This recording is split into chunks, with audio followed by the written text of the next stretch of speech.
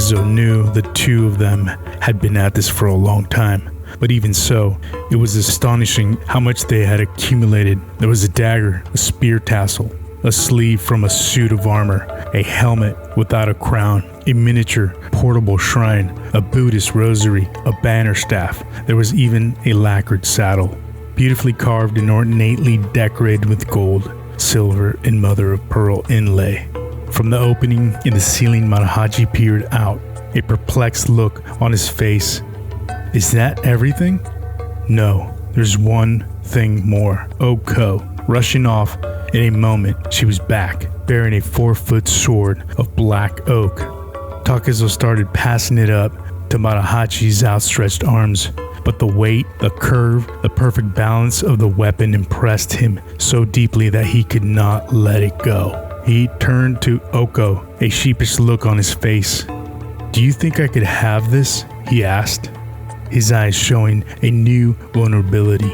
He glanced at his feet, as if to say he knew he'd done nothing to deserve the sword. "Do you really want it?" she said softly, a motherly tone in her voice. Yes, I really do." Although she didn't actually say he could have it, she smiled, showing a dimple, and Takazo knew the sword was his. Matahachi jumped down from the ceiling, bursting with envy. He fingered the sword covetously, making Oko laugh.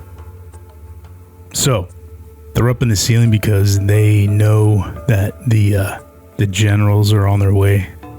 So Oku's the mother. Akimi is the daughter with the bells. So she got caught in the field. The samurais have suspicion, right? So they're coming to their house to pay them a visit. So she's trying to hide everything that they've accumulated up in the ceiling because they're coming. Now the Matahachi and Takazo are there. They gotta hide. So they're in some trouble again. So again, I think this is where that symbolism kind of plays into the book. Again, the bells, right? You ring the bells, it's gonna attract some attention, and they got it.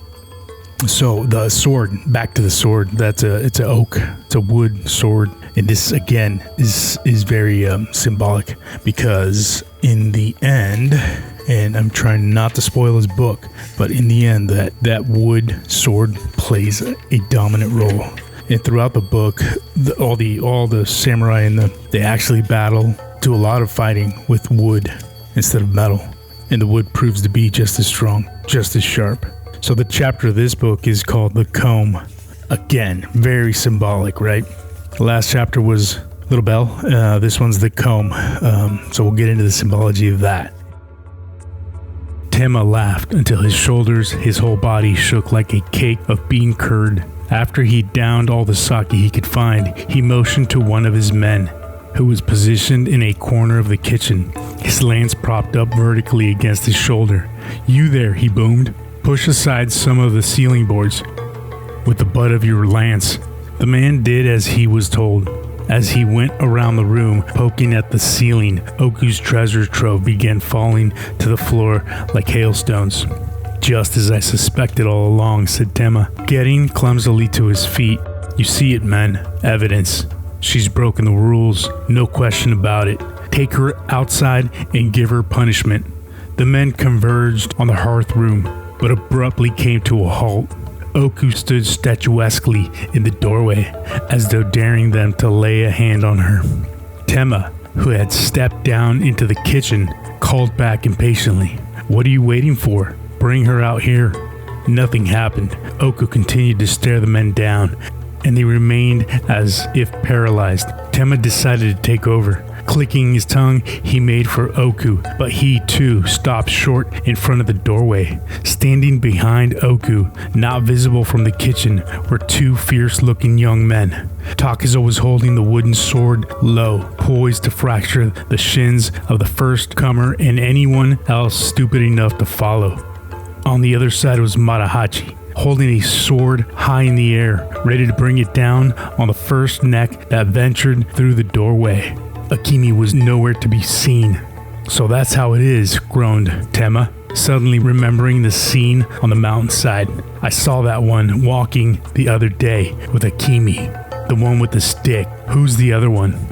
Neither Matahachi nor Takazo said a word, making it clear that they intended to answer with their weapons. The tension mounted. "There aren't supposed to be any men in the house," roared Tema. "You two must be from the Sekigahara. You better watch your step. I'm warning you." Neither of them moved a muscle. There isn't anybody in these parts who doesn't know the name of Tsuchi Kazutema. "I'll show you what we do to stragglers." Silence. Tema waved his men out of the way. One of them backed straight into the hearth in the middle of the floor. He let out a yelp and fell in, sending a shower of sparks from the burning kindle up into the ceiling. In seconds, the room was filled completely with smoke. Arr! As Tema lunged into the room, Matahachi brought down his sword with both hands, but the older man was too fast for him and the blow glanced off the tip of Tema's scabbard. Oku had taken refuge in the nearest corner while Takuzo waited, his black oak sword horizontally poised. He aimed at Tema's legs and swung with all his strength. The staff whizzed through the darkness, but there was no thud of impact. Somehow, this bull of a man jumped up just in time and on the way down threw himself at Takuzo with the force of a boulder. Takuzo felt as though he were tangling with a bear. This was the strongest man he had ever fought. Tema grabbed him by the throat and landed 2 or 3 blows that made him think his skull would crack. Then Takuzo got his second wind and sent Tema flying through the air. He landed against the wall, rocking the house and everything in it. As Takuzo raised his wooden sword to come down on Tema's head, the freebooter rolled over, jumped to his feet, and fled, with Takuzo close on his trail. So they chase him into the field, catch him, and they dispatch him pretty quickly. So both Matahachi and the rest of the guys, a few of the guys get away. So they're in a situation now where they're gonna have to flee, right? So they dispatch these 2 guys, one of them a leader of the opposition, and now they're in for it because they've got an entire military against them again. So they fall asleep. Here we go. The horse comes back again. I say the horse, but a horse appears. A stray horse stuck his head through the window and looked around the house. His snorting woke up the sleepers. Cursing the animal, Takuzo gave him a slap on the nose. Matahachi stretched and yawned and remarked on how well he had slept. "The sun's pretty high already," said Takuzo. "You suppose it's afternoon?" "Could be." After a sound sleep, the events of the night before were all but forgotten. For these two, only today and tomorrow existed. Takuzo ran out behind the house and stripped to the waist. Crouching down beside the clean, cool mountain stream, he splashed water on his face, doused his hair, and washed his chest and back. Looking up, he inhaled deeply several times, as though trying to drink in the sunlight and all the air in the sky. Matahachi went sleepily into the hearth room, where he bid a cheery good morning to Oku and Akemi. So he talks to them, and Akemi and Oku basically say that was a bad move. That guy's got a lot of backup, a lot of friends, and he's got the government behind him. So they basically come up with a plan to leave, to flee. Oku and Akemi and Musashi and Matahachi plan to go back to Miyamoto, but this complicates things, right? They can't really just go back because there's checkpoints and there's samurai and military everywhere. So Matahachi goes to look for Musashi to tell him, it's time to go. Here we go. He walked outside and looked around, but Takuzo was nowhere in sight. After a time, he shaded his eyes, looked off into the distance, and spotted Takuzo riding around in the foothills, bareback, on the stray horse that had woken them with his neighing. He doesn't have a care in the world, Matahachi said to himself, gruffly envious. Cupping his hands around his mouth, he shouted, "Hey, you, come home. We've got to talk." So moving along here, Takuzo's eyes followed the retreating form of the horse he had just set free.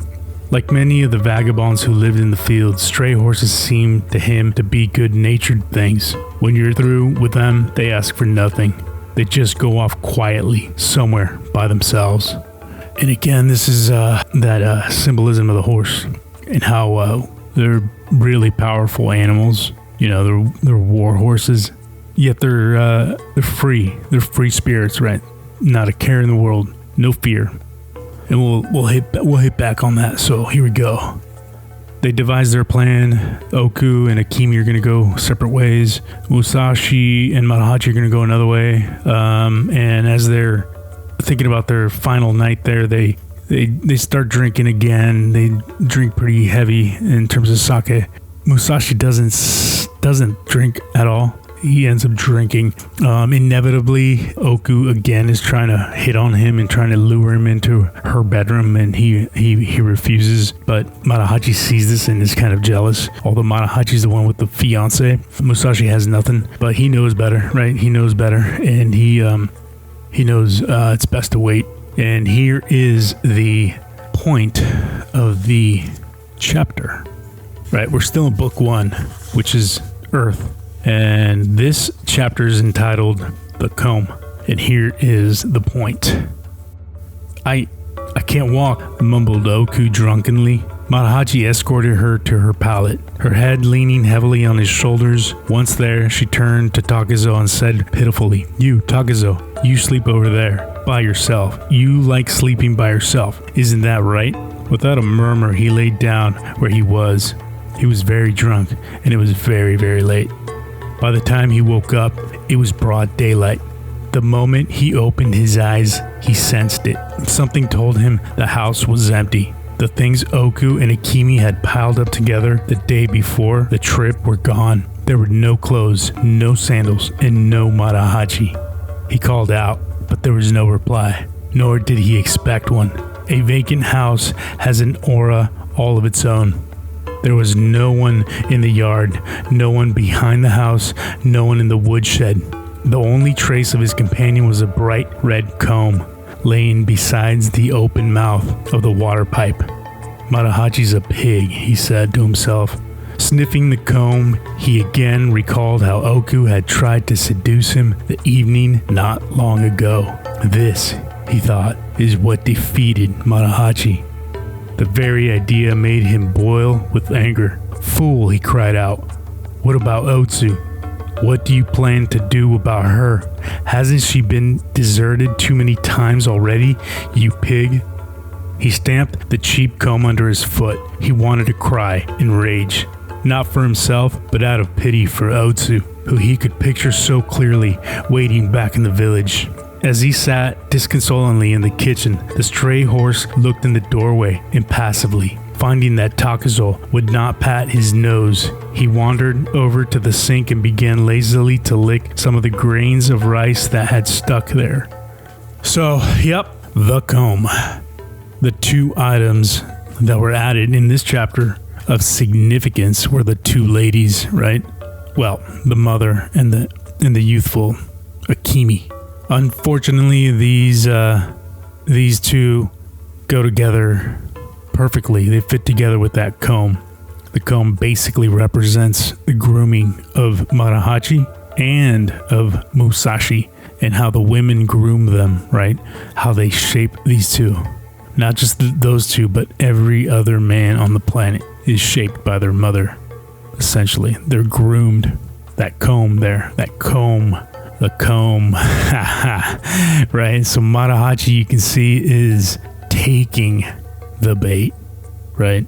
Easy path. He's just gonna take it, right? He goes off with the older lady. Was completely seduced by her. Musashi, as you can see, his character is developing. He's more thoughtful. He weighs the consequences of both Oku, Otsu, and Akemi. Akemi's very young, very young. Oku is, an older lady, and she knows how to manipulate these boys. She tried both. Matahachi fell, and Mr. Musashi, Takezo, did not. Again, those little bells with the girl, those bells, it's a wake-up call. Musashi woke up, Matahachi hit the snooze button, and the story continues. So chapter 3 is next. I'll break that one down, read you my favorite parts, and then we'll continue. None of this has been approved by the government. Parental discretion is advised.